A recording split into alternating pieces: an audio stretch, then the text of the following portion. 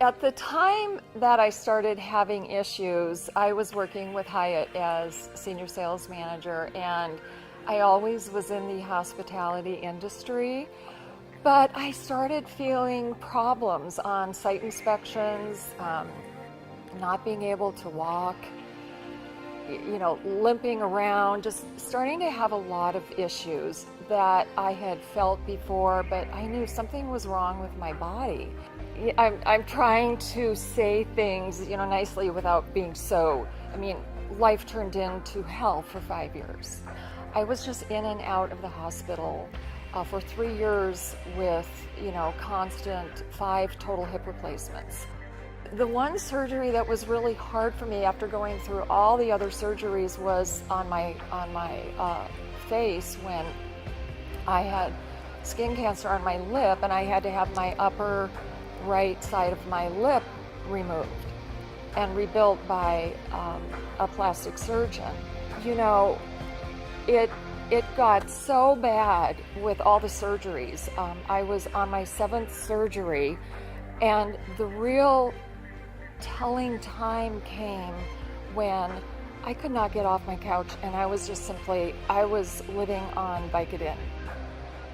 When it really hit me, I had to do something about it, was when I went to see my doctor, who's wonderful, and he wanted to take my pills away from me. And I got downright vicious with him in his his office. And it was like, you are not going to take my pills away from me, because this is the only way that I am getting through life. There's just nothing like chronic pain.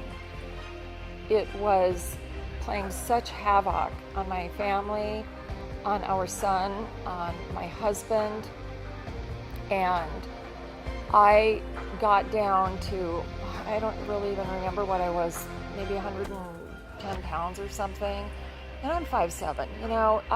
I just looked emaciated, and it was all because of these physical issues going on in my body. And so I realized that I just had to take care of the situation and rectify this situation, both physically, mentally, emotionally, spiritually, everything.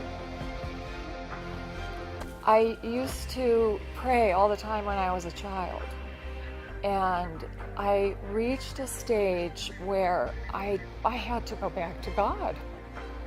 And so I just kind of turned it back over to God and asked Him to help me with all of this, and to help me be able to see things, that this was my life.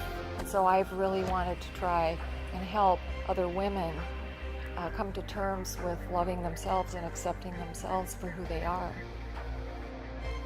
I love the Scarred Beautiful movement, because one of the things that is actually so comforting is to know you are not the only one having difficulties in life. This is not only happening to you. There are a lot of other people out there that are having problems, that are having difficulties, that are sad, depressed, sick, maybe going through a divorce, financially crippled, whatever is happening. A lot of us have our cross to bear, so to speak, and I'm not alone. I am Annette, and I am Scarred Beautiful.